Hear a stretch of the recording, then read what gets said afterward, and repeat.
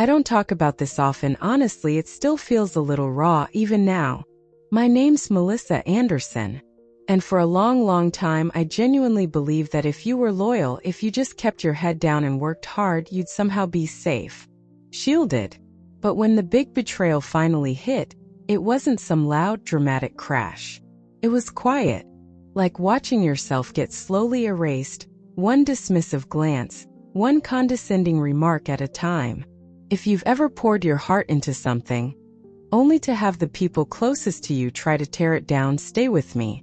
Because what they didn't count on was that I was just getting started. The message landed in our family group chat, a carefully crafted bomb from my mother, each word dripping with that familiar blend of feigned concern and thinly veiled disappointment. Emergency family meeting. Thursday, 7 p.m. Sharp. St. Augustine's Church basement, room B. Melissa needs our support. Regarding her situation. My situation. That's what they'd started calling it. My decision 2 years prior to walk away from a promising, prestigious career in corporate consulting to build my own company from scratch. 2 solid years of their subtle digs. Their worried late-night calls that always circled back to the same point. Their not-so-subtle suggestions about real jobs with actual benefits and a clear path forward. I remember sitting in my car, parked a block away from St. Augustine's, the old stone church that loomed over our town with a kind of benevolent judgment. It was the same church where I'd been baptized, where Chloe, my sister, had gotten married. Choosing the basement for this intervention felt like a masterstroke of passive aggression on Mom's part. My old, reliable sedan, a 10-year-old model I'd paid for in cash, looked completely out of sync with the newer, shinier SUVs and sedans pulling into the church lot. Chloe's gleaming white SUV was already there, parked beside Dad's imposing black sedan and Mom's luxury crossover. Yeah, my little car looked like an afterthought. Exactly how they'd been making me feel for the past 24 months. My phone buzzed, a lifeline in my pocket. A message from David Chun, my CFO, my rock. Forbes piece is locked and loaded. Goes live at 8 p.m. Eastern. You ready for the fireworks, boss? I smiled, a genuine smile, the first one that day. I texted back. Perfect timing. The family support group kicks off at 7. Pray for me. His reply was instant. Savage. Want me to stage a dramatic rescue mission? I can have a car there by 7:30. I typed, no need. Some things, some moments are worth savoring. I took a deep breath and checked my reflection in the rearview mirror. No designer labels tonight. Just a simple, well-fitting black blazer I'd found at a consignment shop, a crisp white shirt underneath. Hair pulled back in a neat ponytail, minimal makeup. Let them see what they wanted to see. Let them think I was struggling, that I couldn't afford better. It would only make the quiet thunder of the coming revelation that much sweeter. The air in the car felt thick, charged with all the things I'd never said, all the expectations I'd refused to meet. The heavy wooden door to the church basement creaked open before I even reached for the handle. Mom stood there, a sentinel in her impeccably tailored navy dress. Her expression a carefully constructed mask of maternal worry that didn't quite conceal the frown lines etched around her mouth. Melissa, darling, you're late. Her voice, though soft, carried the familiar undercurrent of disapproval. By 2 minutes, Mom. Traffic was a bear. Details, Melissa. Details matter in the world of business, dear, she said, ushering me down the worn linoleum steps. Something you might want to consider as you navigate your current path. The air down here was cool, smelling faintly of old-time books and floor wax. Room B was at the end of a dimly lit corridor. Inside, it was arranged less like a support group and more like a corporate boardroom preparing for a hostile takeover. Dad, Robert Anderson, stood in his usual power stance near a faded motivational poster of a soaring eagle, the one that read, "Aim high." Chloe and her husband, Mark, were perched on a slightly sagging floral sofa, looking artfully concerned. Mom's sister, my Aunt Carol, occupied a sturdy folding chair, her purse clutched in her lap like a shield. They'd even called in reinforcements. Figures. Mel, Chloe said, air-kissing the space beside my cheek, her perfume a cloud of expensive florals. Love the blazer. Is that vintage? Consignment, I said, a small smile playing on my lips. Sustainable fashion. Very on-trend, or so I hear. I watched her try and fail to hide a flicker of something, pity? Horror. In her eyes. I chose the least comfortable chair in the room, a rickety wooden one, and deliberately positioned it so I was facing all of them. Let the inquisition begin. Dad cleared his throat, the sound echoing slightly in the quiet room. All right, let's get started. Melissa, we're here tonight because we're worried about you. About my situation, I offered, keeping my voice even. Mom corrected me, her tone gentle but firm. About your choices, dear. 2 years ago you had everything. You were on the fast track to junior partner at Sterling Advisory. You had that lovely little apartment downtown, the one with the balcony. And Ethan. Ah yes, Ethan. The investment banker they'd practically been measuring for a wedding tuxedo before I'd called things off, right around the time I decided to pour my life savings into starting my own company. He hadn't understood. None of them had. And now, Dad gestured vaguely, a sweep of his hand that encompassed my supposed fall from grace. Now you're living in that cramped place across town, driving that old car, and pouring all your time and energy into some. What is it you call it again? A tech startup, Mark supplied, his voice smooth with a manufactured helpfulness that always set my teeth on edge. He leaned forward, a picture of MBA confidence. Though, startup usually implies a certain growth potential, doesn't it? I took a quick look at your sector, Melissa. Honestly, it's saturated. Completely. No real room for new players to break through. Not without serious capital backing, millions at least. I had to physically stop myself from smiling. Mark, the same Mark who'd unsuccessfully pitched his own half-baked app idea to 3 different venture capital firms before reluctantly falling back on his family's money to fund a string of questionable investments. The same Mark who had absolutely no clue that he'd been pitching, just last month, to one of the subsidiary investment arms I had quietly set up. Anderson Capital. The same Mark who'd received a polite but firm rejection letter bearing a logo he hadn't recognized. We're just trying to help you see reality, Mel, Chloe added, her voice softer than Mark's, but carrying the same underlying message. There's no shame in admitting that something isn't working out the way you hoped.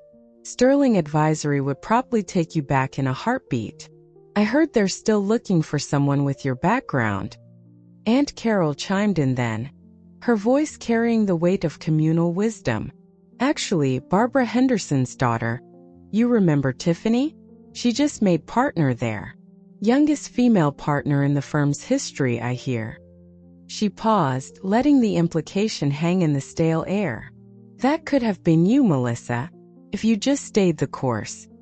The fluorescent lights hummed overhead, casting a sterile glow on their concerned faces. I glanced at my watch discreetly. 7:43 p.m. The Forbes article was set to drop in exactly 17 minutes.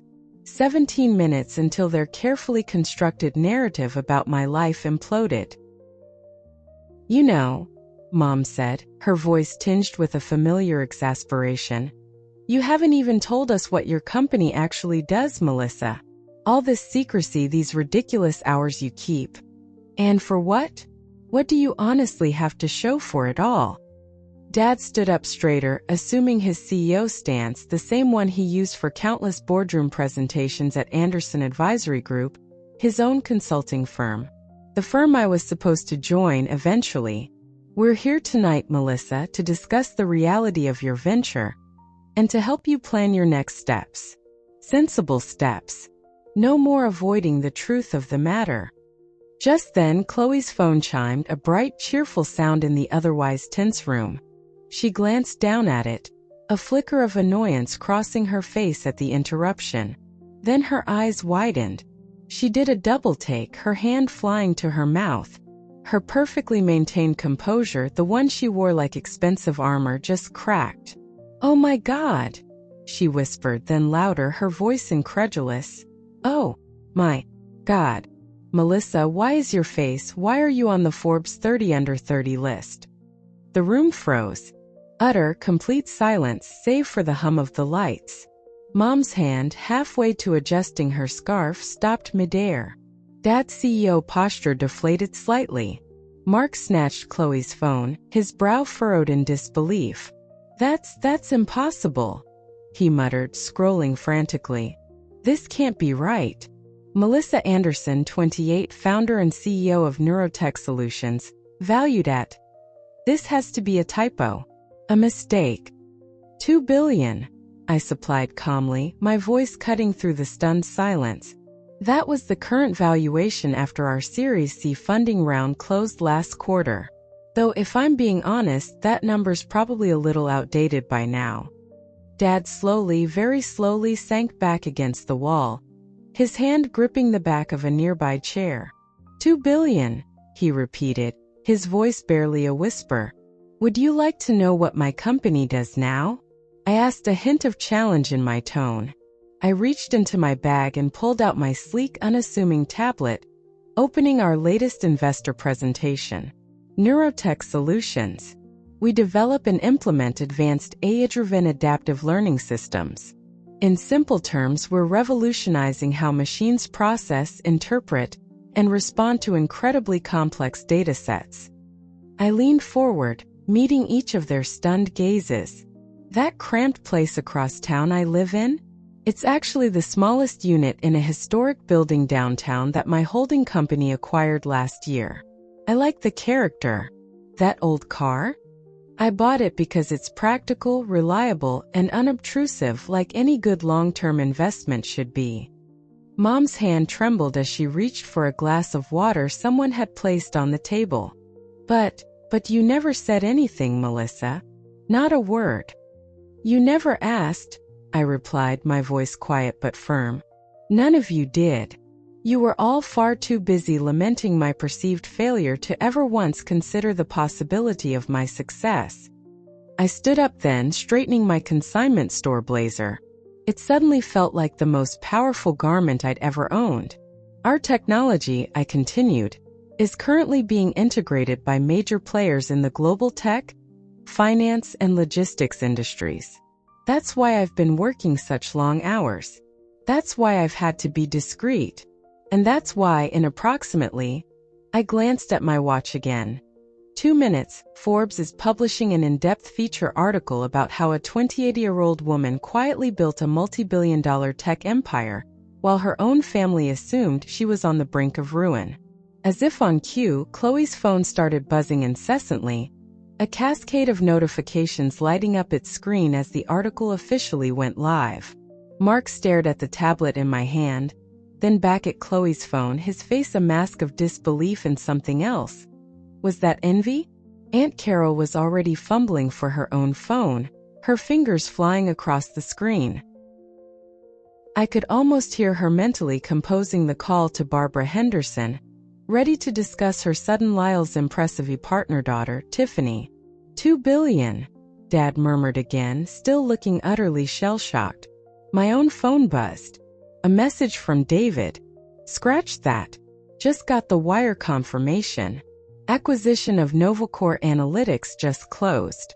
Add another $1 billion to the pot. Make that $3 billion. Congrats, boss. I smiled faintly. Actually, Dad, make that $3 billion. We just finalized another acquisition. It's been a busy evening. I paused, then added, I'd love to tell you more, but I have a scheduled video interview with CNBC in about an hour. They're doing a special segment on disruptive tech leaders and emerging markets. The silence in that church basement room was so thick you could have spread it on toast. It was deafening. Then Mom spoke, her voice small, fragile, almost childlike. But why, Melissa? Why didn't you ever tell us?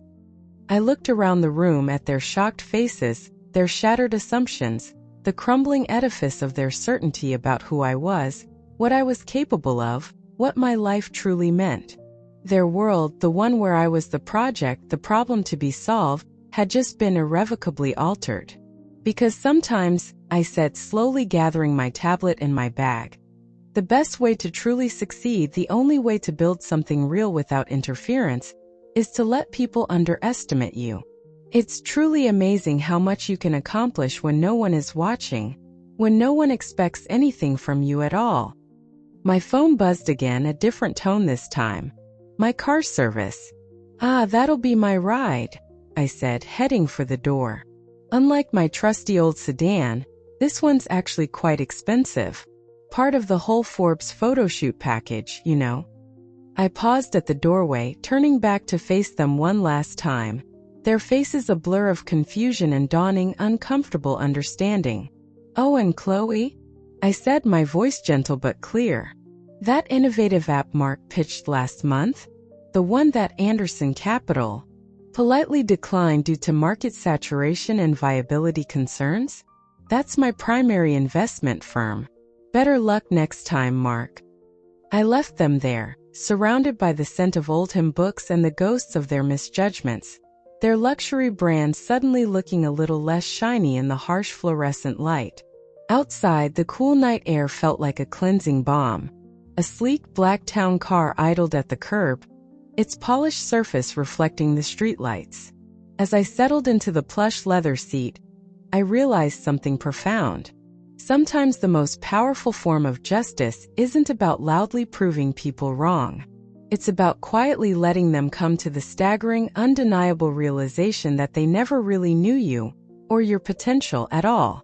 And the truth was, I was only just getting started. The CNBC interview was a blur of bright lights and thoughtful questions. By midnight, my phone had practically melted. Texts and voicemails poured in, old college acquaintances suddenly recalling our incredibly close friendship, distant cousins I hadn't heard from in years swearing they always knew I had it in me. And then, of course, there was the series of increasingly frantic, almost desperate messages from my family.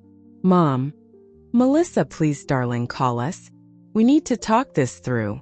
As a family." "Chloe, OMG Mel. Seriously? Why didn't you tell me? I'm your sister. We could have celebrated together." "Mark, Melissa, about that pitch to Anderson Capital, perhaps there was a misunderstanding. I'd love to discuss the synergies over lunch sometime next week. My treat." "And Dad? I don't understand, Melissa. You achieved all this incredible success and you kept it a secret from your own family? Why?" I ignored them all, every single one. Instead, I focused on the latest update from David. Neurotech stock futures are up 12% in after-hours trading following the Forbes piece. Tokyo markets are opening strong. Get some sleep. Big board meeting tomorrow. Sleep felt like a distant luxury. The next morning, walking into the Neurotech Solutions headquarters, a sleek, modern glass tower in the heart of the financial district, my name discreetly etched into the polished granite of the cornerstone, felt different. The air hummed with a new kind of energy. The security guard at the main desk, a kind older gentleman named Arthur, nodded with a newfound respect. "Good morning, Ms. Anderson. Looks like a busy day ahead for you." My executive assistant, Sarah Miller, a woman whose efficiency and calm demeanor were legendary, met me by the private elevator. "Your family has been calling the main office line since 6 a.m. Ms. Anderson," she said, her expression perfectly neutral as she handed me my morning briefing. "Your mother attempted to charm her way past reception, claiming an urgent family matter. Security, of course, followed protocol and politely declined access." I allowed myself a small, tired smile. "Of course they did, Sarah. Thank you.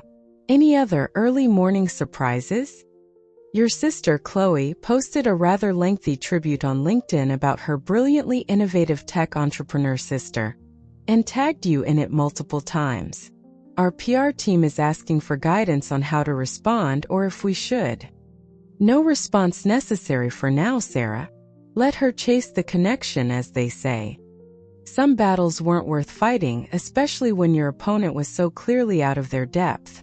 My office suite occupied the entire top floor, but I designed it to be almost invisible from the street below. One-way privacy glass, minimal external signage. The space inside was modern, yes, but intentionally understated.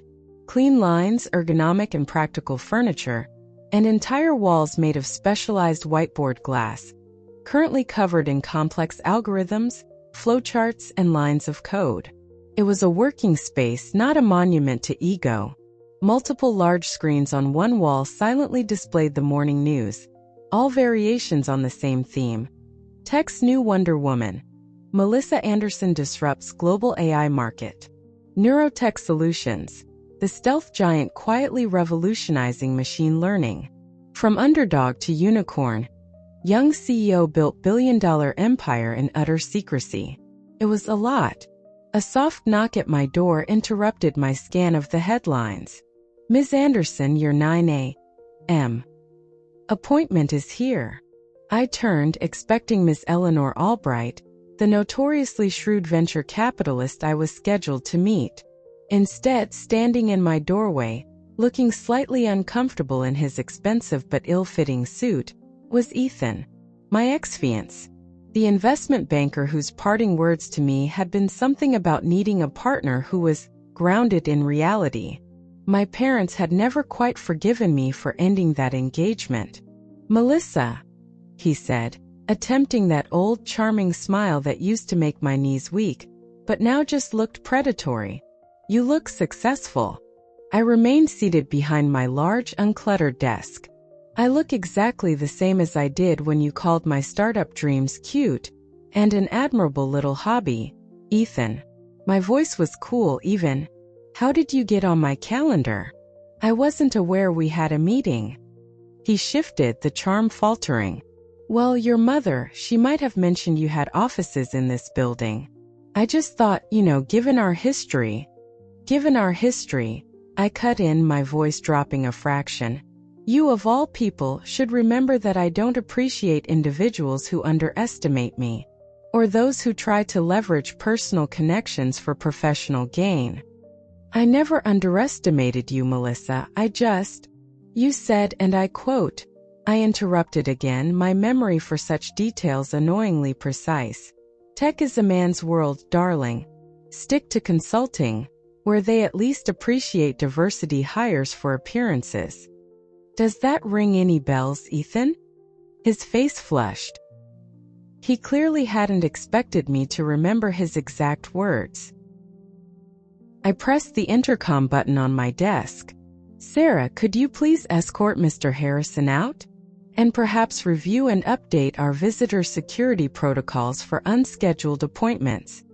As Ethan was being politely but firmly ushered away, looking thoroughly deflated, my actual 9 a.m. arrived. Ms. Eleanor Albright, a legend in the VC world, known for spotting unicorns years before anyone else. She nodded towards Ethan's retreating figure, a ghost of an amused smile on her lips. "Entertaining morning, Ms. Anderson? Just clearing out some old, outdated misconceptions, Ms. Albright," I said, gesturing for her to take a seat. I pulled up our main presentation on the large screen. "Shall we discuss the future instead of dwelling on the past?" The meeting with Eleanor Albright went exceptionally well. She was sharp, incisive, and genuinely excited by our roadmap. But it was just the warm-up for what the rest of the day held. At noon I had a full board meeting, my first since the Forbes article had set the tech world and my family on fire. The boardroom was already full when I entered. Our investors, mostly older, established men who had, in the early days, expressed reservations about a young woman leading such an ambitious tech venture, now sat up noticeably straighter when I walked in. Funny how a few $1 billion in valuation can instantly improve people's posture and perception. "Before we begin," I said, taking my seat at the head of the long, polished table, Let's address the elephant in the room. Yes, the Forbes article was a strategic move. Yes, the timing was deliberate. And no, this does not change a single thing about how Neurotech Solutions operates, our core mission, or our commitment to ethical innovation. David, ever prepared, pulled up our quarterly performance numbers on the main screen. The growth charts didn't just curve upwards, they looked like mountain ranges, steep, impressive, utterly undeniable. As you can all clearly see, I continued, my voice calm and steady, our decision to operate in a dedicated stealth mode while meticulously building out our foundational technology and IP portfolio has paid off handsomely. We are not just ahead of the current market. In many key areas, we are the market. One of our earliest investors, a gentleman who'd once subtly suggested I might want to bring in a more experienced, seasoned CEO to guide the company through its next phase, cleared his throat. The numbers are undeniably impressive, Melissa. Congratulations. But all this publicity, it changes things. Your family, for instance. My family, I stated firmly, cutting him off before he could elaborate, is entirely irrelevant to this company's operations, its strategy, or its future success. I signaled to David, and he pulled up another slide. What is relevant, however, is our next major initiative, Project Chimera. A hush fell over the room as I began to outline our groundbreaking new AI architecture, a quantum-entangled neural network design that would make our current, celebrated successes look like a mere warm-up lap. It was audacious, ambitious, and I knew completely achievable. Halfway through my presentation on Project Chimera, Sarah slipped quietly into the room and handed me a small, folded note. I glanced at it without pausing my speech. Your sister, Chloe, is in the main lobby. She says it's urgent and she's not leaving until she speaks with you. I kept presenting, my focus unwavering, but under the table I sent a quick, discreet text message to building security. 5 minutes later, as I was fielding complex questions about quantum processing, I received a confirmation. Chloe was being escorted to Conference Room 7, our smallest, least impressive meeting room, the one with the slightly uncomfortable chairs and no view. After the board meeting concluded, with a standing ovation no less, I took my time. I reviewed several pending contracts, had a brief follow-up call with David about the NovaCore integration, and then, finally, I headed down to meet her. She'd been waiting for nearly 2 hours. Her usually perfect blonde blowout looked a little wilted under the harsh fluorescent lights of the small conference room. Her expensive designer handbag was clutched in her lap like a life raft. Really, Melissa? She burst out the moment I stepped into the room, her voice tight with indignation. You couldn't even have security tell them who I am? Your own sister? They treated me like some kind of intruder. They know exactly who you are, Chloe, I said, taking the seat opposite her. The uncomfortable one. That's precisely why they followed standard protocol. No exceptions. She deflated just slightly. The anger in her eyes was replaced by a hint of something else. Confusion. Maybe even hurt. Mom's a wreck, you know. Crying. Dad hasn't left the house, hasn't gone to work. They feel betrayed. Betrayed. I raised an eyebrow, my voice dangerously soft. Betrayed by what exactly, Chloe? By my success? By my independence? Or is it betrayed by the uncomfortable fact that they can't take any credit for it? It's not like that, Mel, and you know it. We're family. We should have been a part of this journey with you. A part of it? I echoed. Like you made me a part of your life? All those endless family dinners where you and Mark would hold court, recounting every single one of your oh-so-important achievements at the bank or the golf club. Those charity galas where Mom would introduce you as my wonderfully successful daughter, Chloe, and then gesture vaguely towards me and say, "And this is Melissa, she's still finding herself?" Chloe flinched, a visible recoil. That's not fair, Melissa. Isn't it?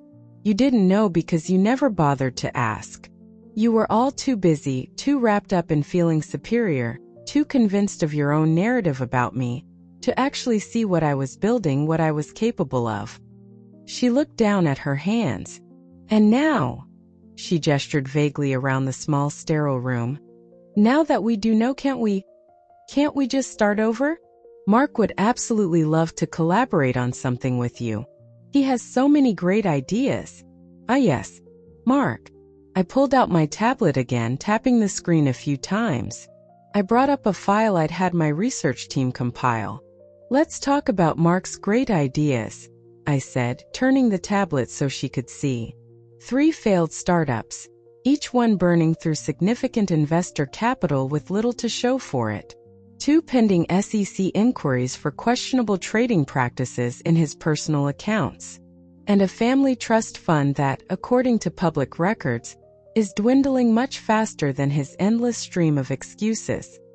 I looked directly at her. Is that the Mark you're referring to? Her face went pale, then a blotchy red. How did you? I know everything about everyone who attempts to do business with my company, Chloe. Or with me.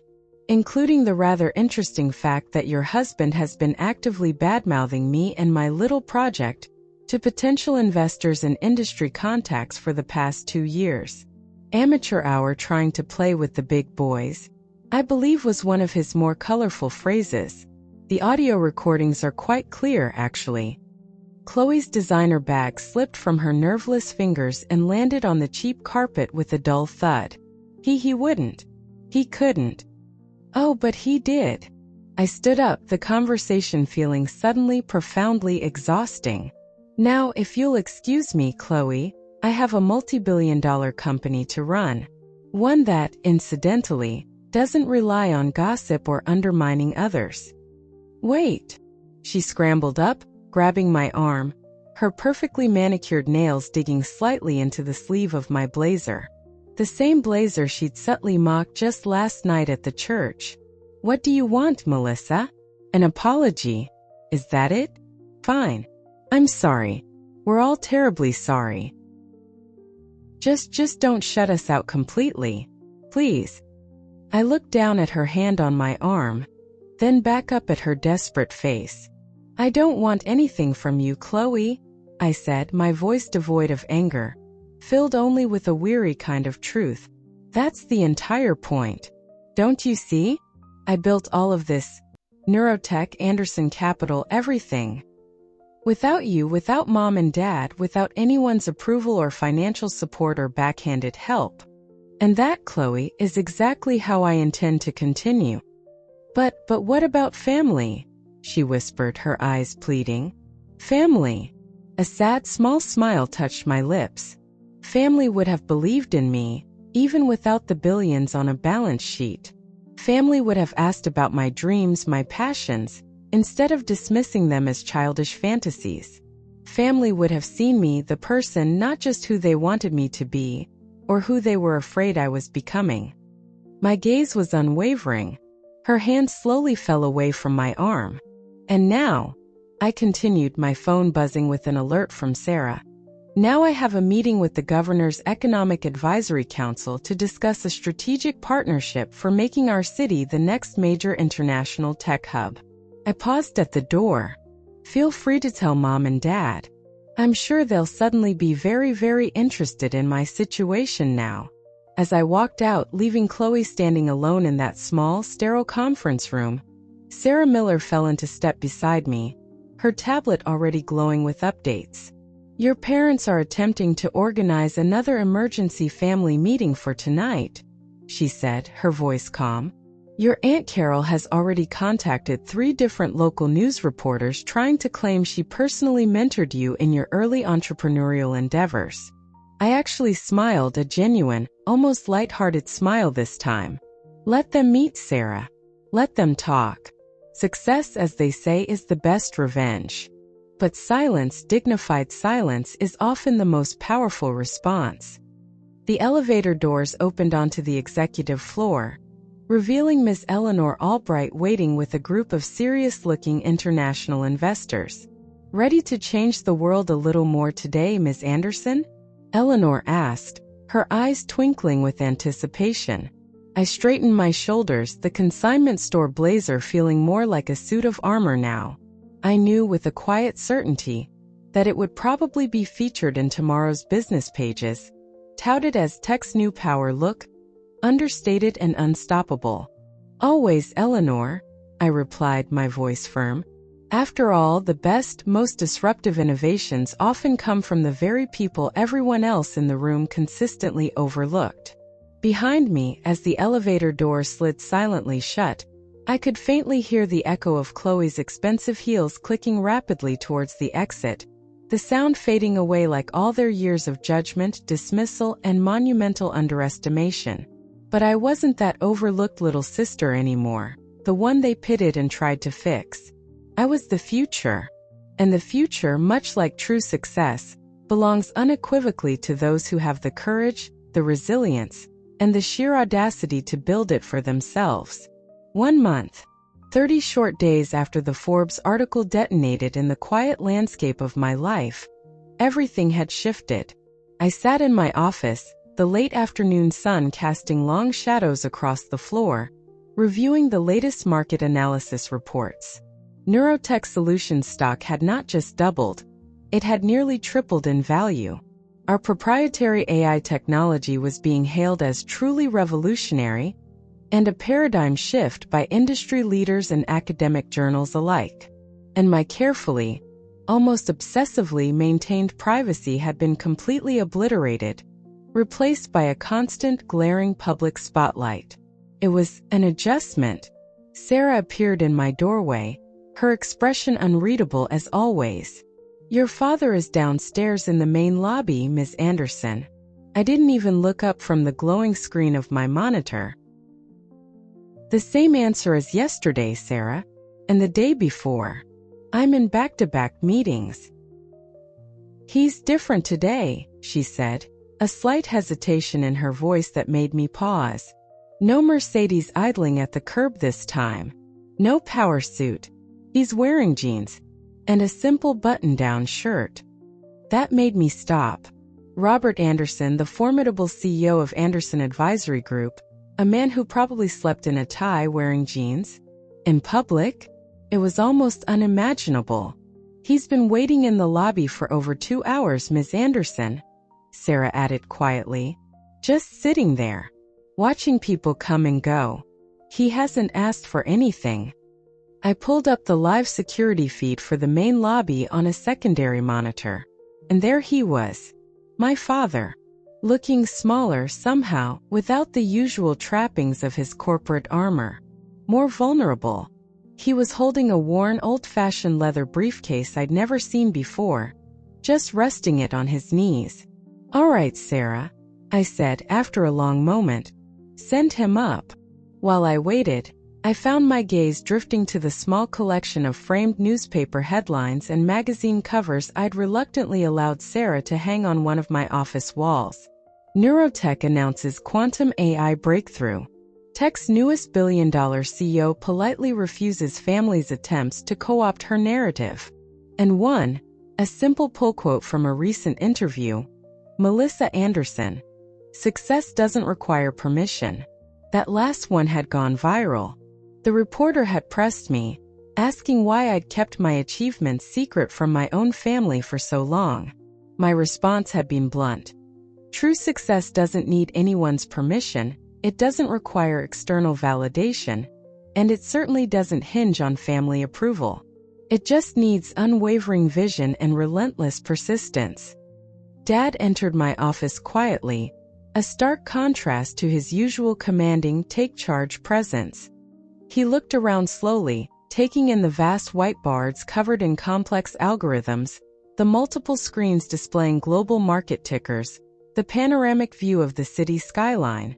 A city he thought he knew. A city where his daughter had silently built an empire under his very nose. "Your mother," he said finally, his voice a little raspy. "She still sets a place for you at the dinner table. Every Thursday night. Just in case you decide to show up." I gestured to the chair across from my desk. He sat, placing the old, unfamiliar briefcase carefully in his lap. It looked out of place against the minimalist design of my office. "I've been doing a lot of thinking," he continued, his gaze fixed on some distant point beyond my shoulder. About your 5th grade science fair project." Of all the things he could have started with, this was the absolute last thing I expected. My mind flashed back. A tiny, serious girl with glasses too big for her face, proudly standing beside a clunky, homemade contraption of wires and blinking lights. "You built a primitive neural network, didn't you?"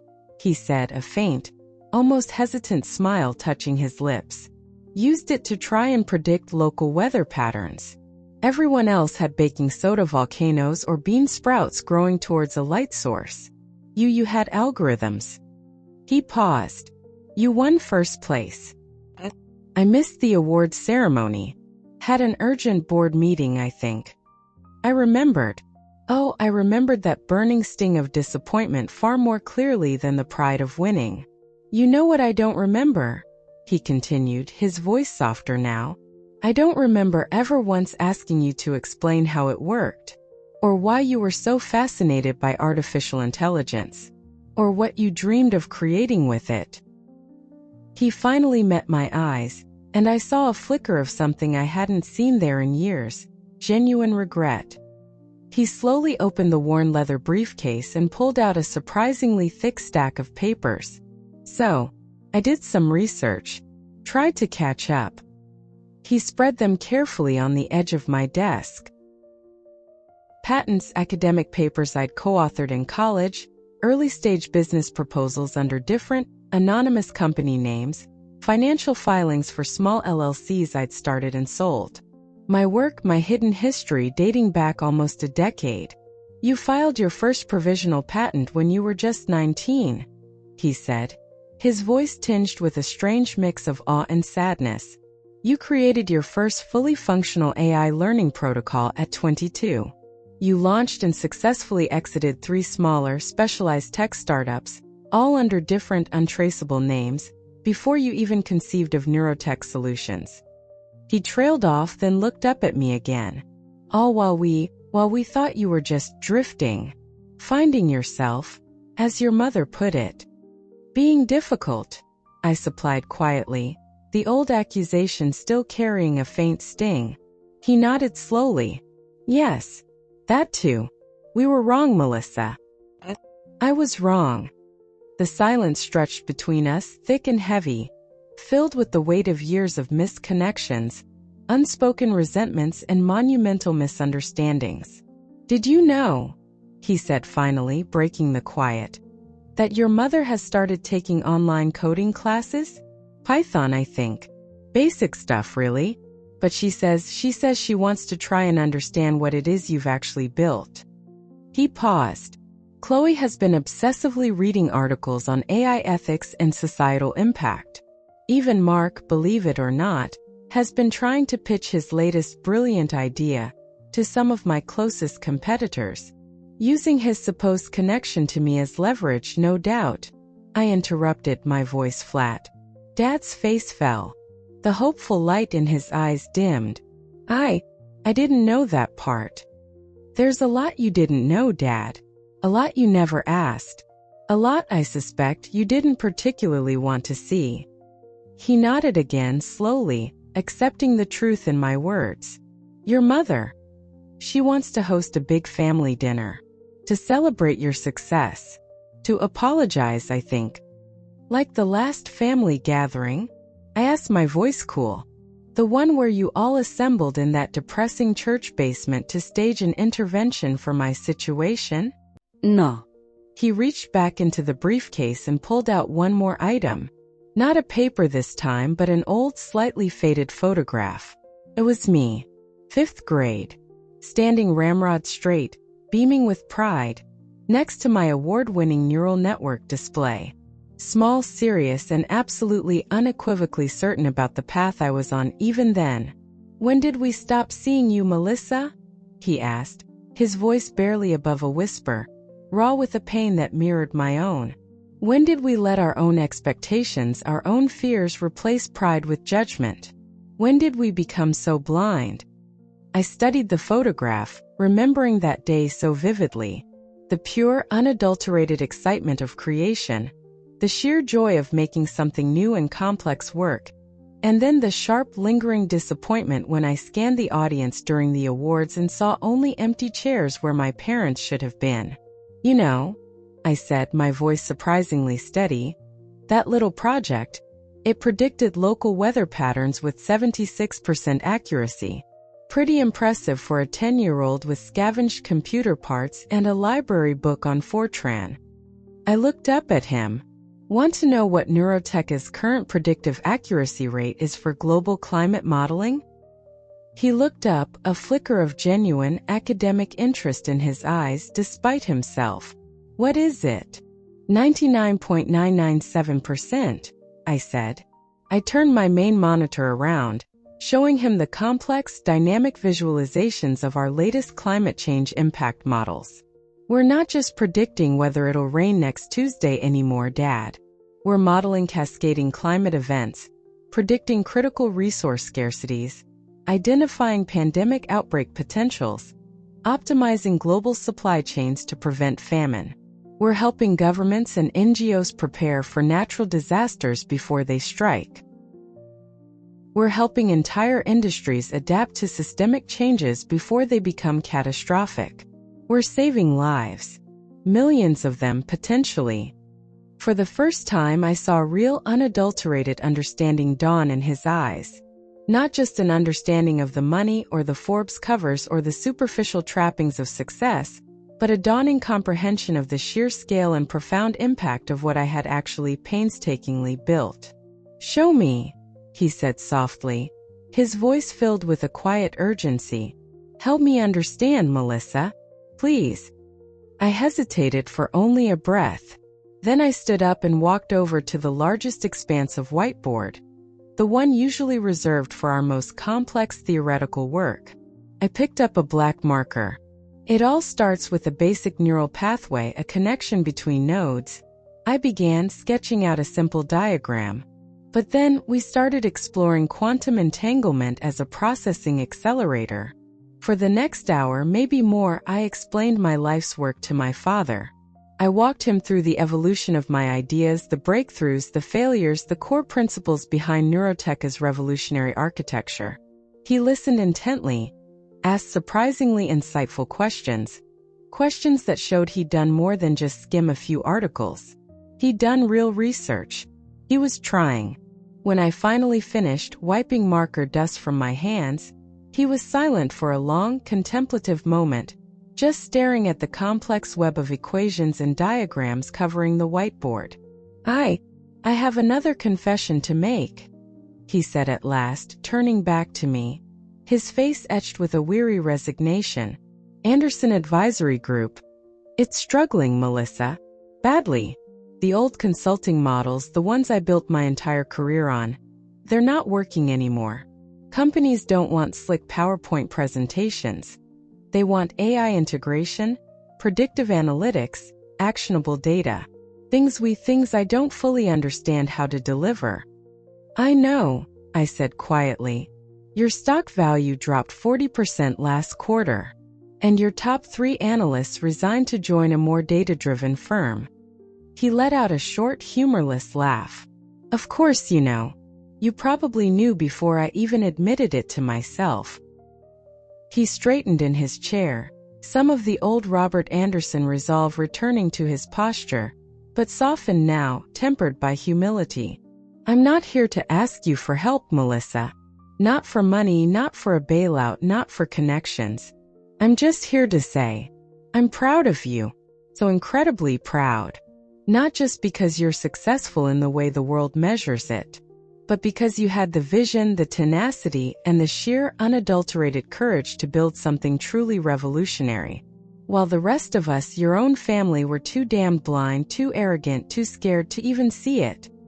I walked over to the vast window, looking out at the sprawling cityscape, the place where I'd built my empire in near total silence. That family dinner Mom wants to have, I said slowly, still looking out at the view. What if we held it here? In this building? In my company's private dining room? I'll give them a full tour first. Show them what neurotech actually does. No more assumptions, no more second-guessing, no more whispered judgments. Just reality. A small, hopeful smile touched his lips. They'd like that, Melissa. Very much. Then carefully, I'd like that very much. One condition, I said, turning back to face him. My building. My terms. He met my gaze. Anything. Everyone comes on their own merits. No plusones. Specifically, Mark isn't welcome. He nodded without hesitation. Understood. Chloe's, well, she's starting to figure that part out for herself anyway. His latest surefire investment scheme cost them almost everything they had. I know, I said. Anderson Capital acquired their outstanding debt portfolio last week through a very discreet subsidiary. His eyebrows shot up. You did? But why? Because Chloe, despite everything, is still my sister, I said, a touch of weariness in my voice. She needs to learn to clean up her own messes, Mark's messes. But I won't let her completely drown while she's doing it. I sat back down behind my desk. Family, Dad. It's complicated, isn't it? Success doesn't magically fix all the broken pieces. It gives you the power and hopefully the wisdom to set better, healthier boundaries. Dad stood up slowly, gathering his old leather briefcase. It seemed lighter now somehow. Thursday at 7 then? Thursday at 7, I confirmed. And tell Mom to wear comfortable shoes. It's a very big building. At the door he paused, his hand on the handle. That article quote, Melissa. The one about success not needing permission? I'm having it framed for my office. To remind myself every single day what real leadership, what real vision actually looks like. After he left, Sarah Miller came in with my afternoon schedule and a fresh cup of black coffee. Your mother has already called 3 times to confirm the details for Thursday, she said, a hint of amusement in her usually stoic voice. And your sister Chloe sent a rather extravagant arrangement of apology flowers. Donate the flowers to the Children's Hospital, Sarah, I replied, taking a sip of the coffee. And please clear my entire schedule for Thursday evening. It's time to show my family what I really built. That night, working late as I often did, I added one more framed piece to the collection on my wall. It wasn't a magazine cover or a headline. It was the old, faded photograph from the 5th grade science fair. The small, serious girl with the oversized glasses and the even bigger dreams, who somehow, against all odds, became the woman who was quietly, steadily changing the tech world. Right below it, I hung the printed quote about success not needing permission.